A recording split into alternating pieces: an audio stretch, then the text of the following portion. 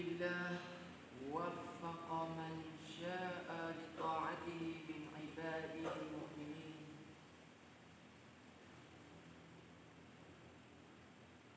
أشهد أن لا إله إلا الله وحده لا شريك له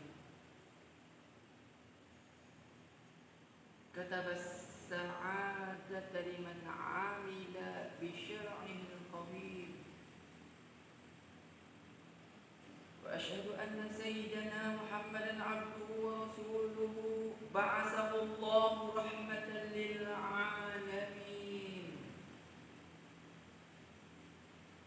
اللهم صل وسلم وبارك على سيدنا محمد وعلى آله وصحبه الذين اهتدوا بهديه إلى يوم الدين. أما بعد، فيا عباد الله، اتقوا الله حق تقاته ولا تموتن إلا وأنتم مسلمون.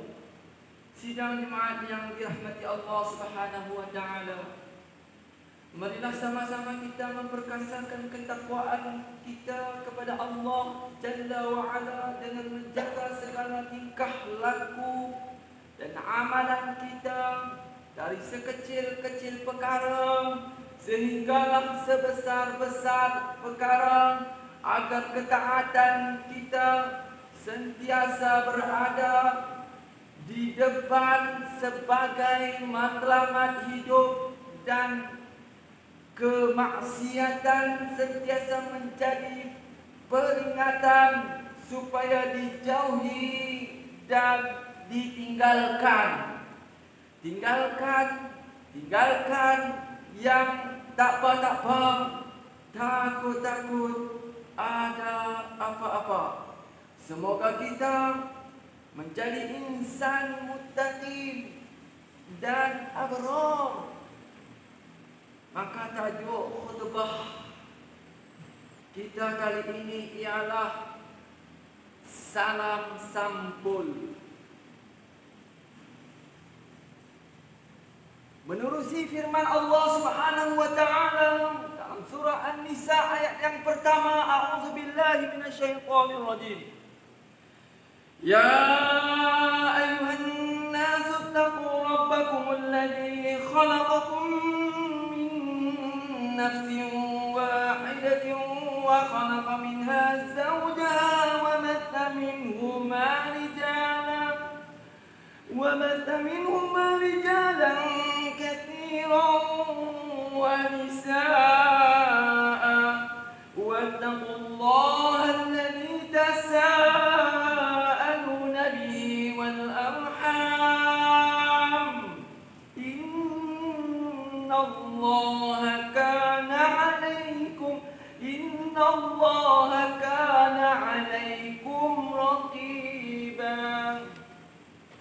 Wahai sekalian manusia, bertakwalah kepada Tuhanmu yang telah menciptakan kamu dari diri yang satu, yakni Nabi Allah Adam alaihissalam, dan Allah Subhanahu wa taala menciptakan pasangannya, yakni Hawa, dari dirinya, dan dari keduanya Allah Subhanahu wa taala memperkembangbiakkan lelaki-lelaki dan perempuan-perempuan yang banyak.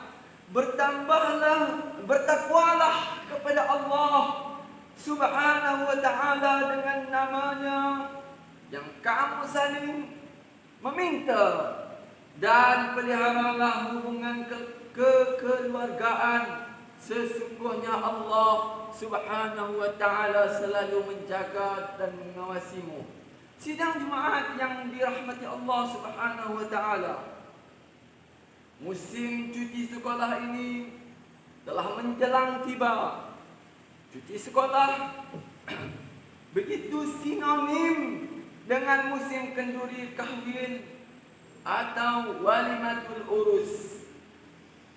Di mana-mana ada sahaja kedengaran undangan untuk mengadakan walimah dalam musim-musim cuti persekolahan ini. Walimatul urus ialah kenduri atau jamuan yang diadakan bagi meraihkan perkahwinan. Untuk meraihkan perkahwinan, ia adalah acara yang ada kaitan dengan syariat Islam. Ia bukan sekadar adat, tetapi lebih daripada itu. Ia adalah sebahagian daripada ibadah. Dalam Islam, ia dilaksanakan kerana beberapa sebab. Maka sebab yang pertama, untuk melahirkan rasa kesyukuran kita kepada kehadrat Allah Subhanahu wa ta'ala kerana dapat mendirikan rumah tangga. Yang kedua, untuk melahirkan rasa kegembiraan atas ikatan jalinan perkahwinan. Yang ketiga, untuk mengisytiharkan kepada orang ramai bahawa pasangan telah menjadi suami isteri yang sah. Dan yang keempat, memberi peluang kepada para tetamu berhimpun dan berjumpa serta bersuai kenal, di samping merapatkan hubungan silaturahim. Jemputan walimah wajib dihadiri. Hukum menjamah makanan adalah harus. Sidina Rasulullah sallallahu alaihi wasallam bersabda yang bermaksud, apabila seseorang kamu dijemput untuk menikmati makanan, maka hendaklah dia pergi. Jika ingin makan, bolehlah dia makan. Jika ingin beredar tanpa dia makan, bolehlah dia meninggalkannya. Hadis riwayat Ibn Majah. Walimah adalah sunnah. Walimah adalah sunnah. Sidina Nabi sallallahu alaihi wasallam memerintahkan kepada Abdurrahman ibn al-Auf untuk menyelenggarakan walimah setelah sempurna majlis akad nikah. Berdasarkan hadis riwayat Anas ibn Malik yang berbunyi, "Aulim walau bisyatin." Adakan walimah meskipun dengan menyembelih seekor kambing. Sidang jemaat yang dirahmati Allah Subhanahu wa taala. Para ulama meletakkan beberapa syarat untuk menjadikan walimah wajib dihadiri.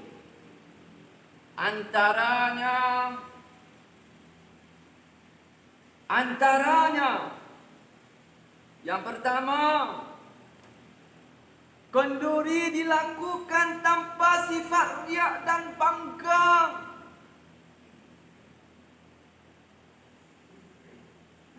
Jika tidak menjadi wajib.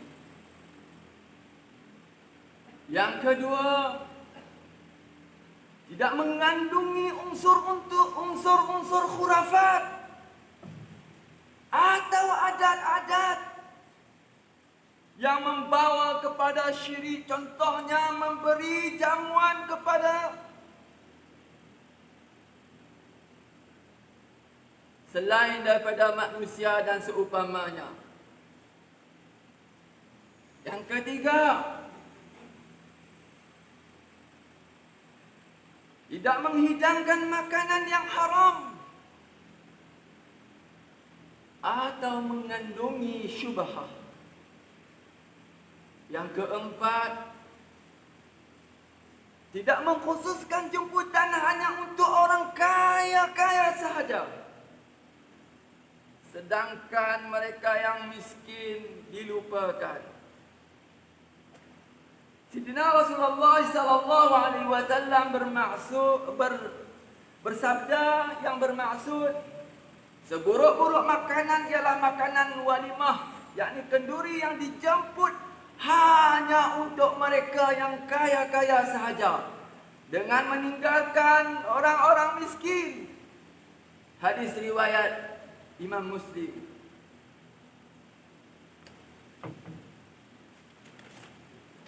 Yang kelima, disunatkan menghulurkan pertolongan bagi mengurangkan beban tuan rumah dan dapat menyuburkan semangat gotong royong di kalangan masyarakat.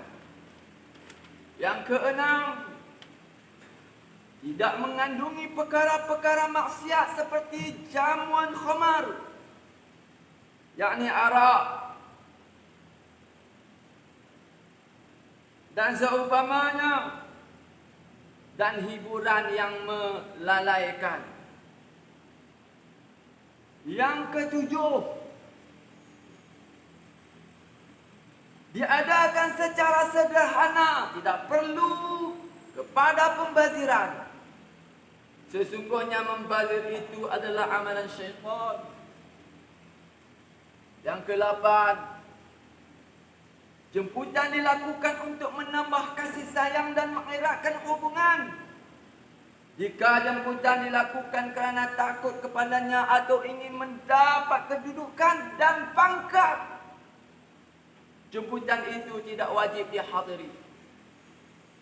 Dan yang ke-9, empunya walimah bukan orang yang zalim, jahat ataupun memiliki harta haram. Jika sebaliknya, maka tidak wajib dihadiri. Sidang jemaat yang dirahmati Allah Subhanahu wa taala, sudah menjadi satu tradisi yang murni dan sangat dituntut.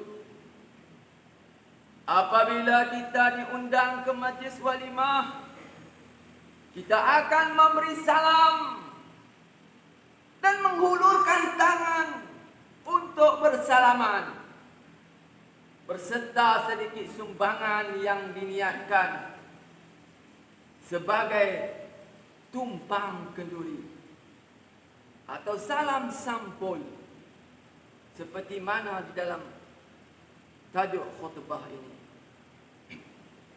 Salam sampul ini tidaklah dilarang, tetapi biarlah dengan niat yang ikhlas tanpa mengharapkan apa-apa balasan. Kebiasaannya kita menyebut sebagai sedekah, tetapi lebih molek dengan betul jika kita niat sebagai tumpang kenduri, ataupun nak buat kenduri sama, ataupun untuk menghadiahkan pahala kepada mana-mana Allah dan sebagainya. Dengan syarat kita niat, barulah menjadi ibadat. Jika tidak menjadi adat, karena pahala akan berganda dan ukhuwah juga akan terbina. Mimbar ini ingin menarik perhatian bagi setiap yang ingin melaksanakan walimatul urus, agar sentiasa membelanja untuk walimah dengan kadar berhemah dan sederhana. Elakkan membazir, laksanakan walimah secara mengikut kemampuan.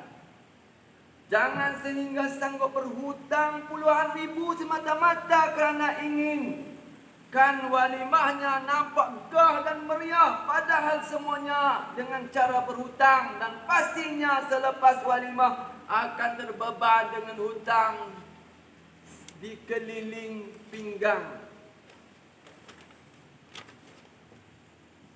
Laksanakanlah ia sekadar kemampuan. Apa yang penting ia dilakukan dengan niat yang ikhlas, selain untuk memanjatkan kesyukuran tanpa mengharapkan apa-apa balasan. Bukan kerana menunjuk-nunjuk dan bermegah-megah.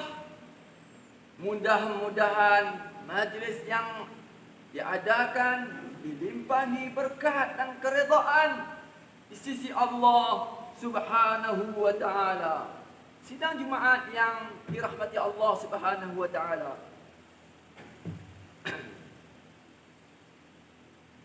Apabila kita dijemput menghadiri walimah atau kenduri kahwin, maka jangan hanya sekadar datang makan dan mengetepikan adab dan tata tusila sewaktu menghadirinya. Antaranya, berpakaianlah dengan pakaian yang sesuai dengan adab dan kehendak syariat. Yang kedua, ambillah makanan dengan sekadar yang berhemah. Dan jangan mengambil banyak sehingga menyebabkan lebihan dan pembaziran dan dibuang begitu saja. Ambil sedikit saja. Jika sedap, tambah kemudian. Yang ketiga, jika tempat duduk agak terhad, selepas makan eloklah beredar untuk memberi laluan kepada tetamu yang tidak mempunyai tempat duduk.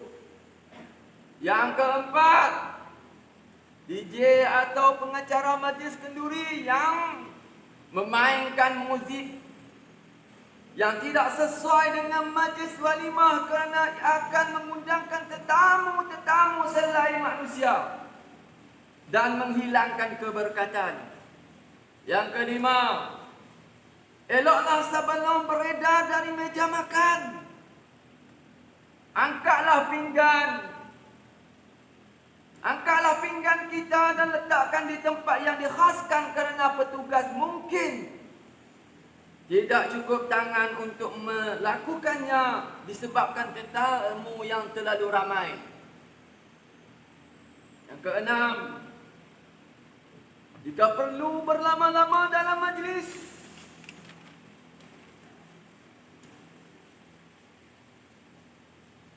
ambil sudut yang tertentu agar tidak mengganggu tetamu lain yang baru datang.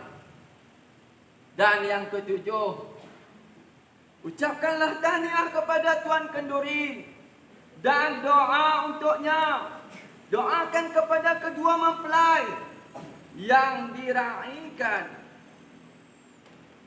Kata Nabi sallallahu alaihi wasallam, an Abi Hurairah anna Nabi sallallahu alaihi wasallam kana idza rafa'a al-insana idza tazawwaja qala barakallahu lak wa baraka alaik wa jama'a bainakuma fi khair. Ini doa yang diajar oleh Nabi sallallahu alaihi wasallam kepada umatnya, yang bermaksud daripada Abu Hurairah radhiyallahu anhu, Nabi sallallahu alaihi wasallam apabila mengucapkan tahniah kepada pengantin, baginda akan menyebut semoga Allah memberkatimu. Sebut dalam bahasa Melayu pun tak apa. Semoga Allah memberkatimu, mengurniakan keberkatan kepadamu dan mengumpulkan kamu berdua dalam kebaikan. A'udzu billahi minasyaitonir rajim. Ya ayyuhalladzina amanu taqullaha wa qulu qawlan sadida yuslih lakum a'malakum wa yaghfir lakum dhunubakum wa may yuti'illaha wa rasulahu faqad faza fawzan 'azima. Wahai mereka yang beriman, bertakwalah kepada Allah Subhanahu wa taala dengan ucapkanlah perkataan yang benar. Niscaya Allah Subhanahu wa taala akan memperbaiki amalan-amalan kamu dan mengampuni dosa-dosa kamu. Dan barang barang siapa mentaati Allah dan Rasulnya, maka sesungguhnya ia telah mendapat kemenangan yang besar. Barakallahu li wa lakum fil Qur'anil azim. Wa nafa'ani wa iyyakum bima fihi minal ayati wa dhikril hakim. Wa taqabbala minni wa minkum tilawatahu innahu huwas sami'ul alim. أقول قولي هذا وأستغفر الله العظيم لي ولكم ولسائر المسلمين والمسلمات والمؤمنين والمؤمنات فاستغفروه فيا فوز المستغفرين ويا نجاة التائبين